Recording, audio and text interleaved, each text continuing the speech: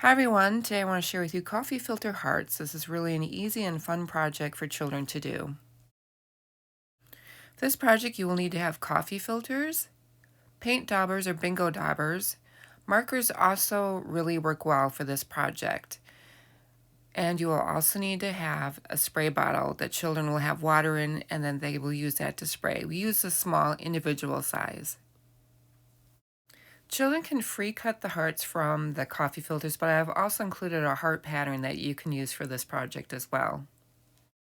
I printed the pattern on cardstock paper and then cut the hearts out. The next step was to fold a coffee filter in half. We then folded the heart pattern in half and put the folded coffee filter inside of the heart pattern, and then we cut around the heart pattern on the coffee filter, which left us with a heart shape. You want to make sure you protect the surface under the coffee filters before you start painting them. In this case, I just used paper towel, but I usually use wax paper that is taped to the table. That is more waterproof, but because I was doing this at home, I just used paper towel. Once you have everything all set up, it's time for the children to paint. Using the paint daubers, they press down onto the coffee filter with whatever color they wish and how many times they wish. The more color they put on, the better these projects will turn out, because when you spray them with water, the colors will bleed together, mix, and blend. Because the paint dauber tips are round, you will notice that there will be round shapes in the finished heart. If you use markers, children tend to draw lines or rectangles or squares, so that will have a different shape in the finished product for the color.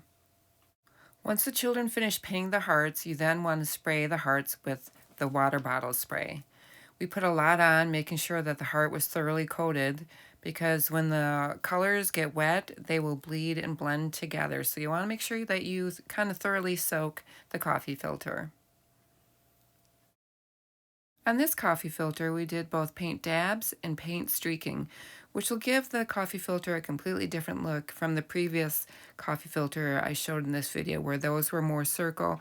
This one will spread out a little more differently. The last step is to let the coffee filters dry. Drying time will vary based on the conditions in your classroom or early learning environment as far as the temperature goes.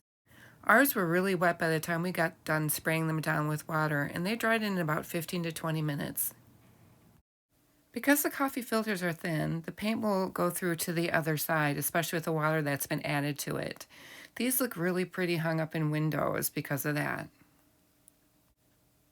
If you find the ideas and the materials I present in these videos helpful, please consider liking, subscribing, sharing, and commenting. For Coffee Filter Hearts, I'm Shelley Levette with ChildCareLand.com, and thanks for watching.